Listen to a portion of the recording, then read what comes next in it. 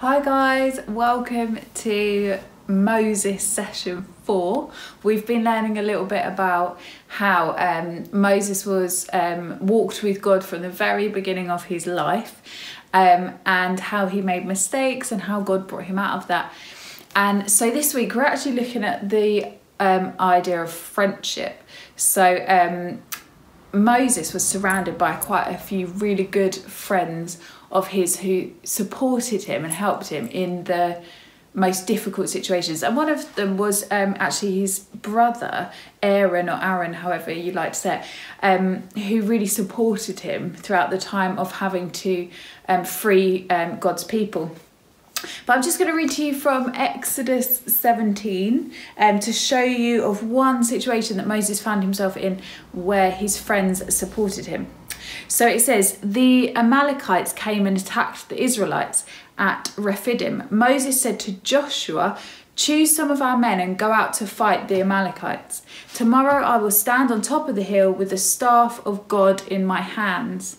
So Joshua fought the Amalekites as Moses had ordered, and Moses, Aaron and went to the top of the hill. As long as Moses held up his hands, the Israelites were winning. But whenever he lowered his hands, the Amalekites were winning. When Moses' hands grew tired, they took a stone and put it under him, and he sat on it.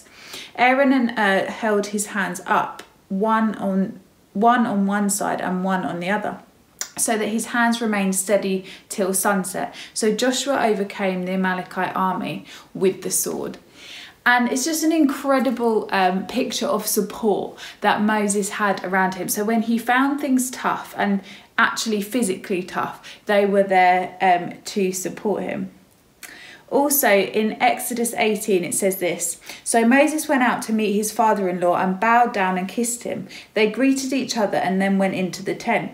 Moses told his father-in-law about everything the Lord had done to Pharaoh and the Egyptians for Israel's sake, and about all the hardships they had met along the way and how the Lord had saved them. Jethro was delighted to hear about all the good things the Lord has done for Israel in rescuing them from the hand of the Egyptians. That just really showed me as well that we always need somebody who we can go and we can talk to and who can support us in the situations that we find ourselves in. And I really hope and pray that you guys have some really good friends around you who you can just message and say, I'm finding this really tough, and get some support from them. And this is a proverb which is linked in with the story.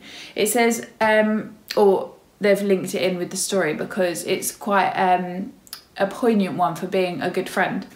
One who has unreliable friends soon comes to ruin. And I think that's really telling us, don't be unreliable as a friend, but also watch out for those people who are maybe a bit unreliable. They're not going to be the friend that's going to always be there for you, unfortunately. But there is a friend who sticks closer than a brother.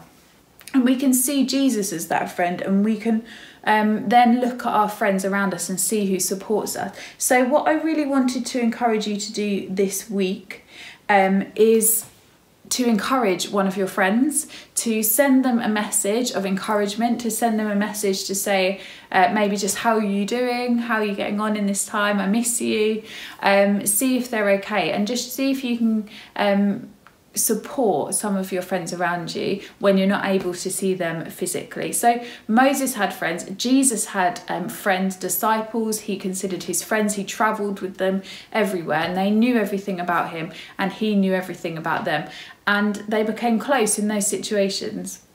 And it's really important to have that support around us. So that's your challenge for this week. I haven't heard from anybody from your challenge for last week. So did you ask God what he wanted you to say to someone? Did you manage to message anybody? Let me know. I'd love to hear from you. Okay, lots of love, and I will see you next week for the final week of the Moses series. Goodbye. God bless.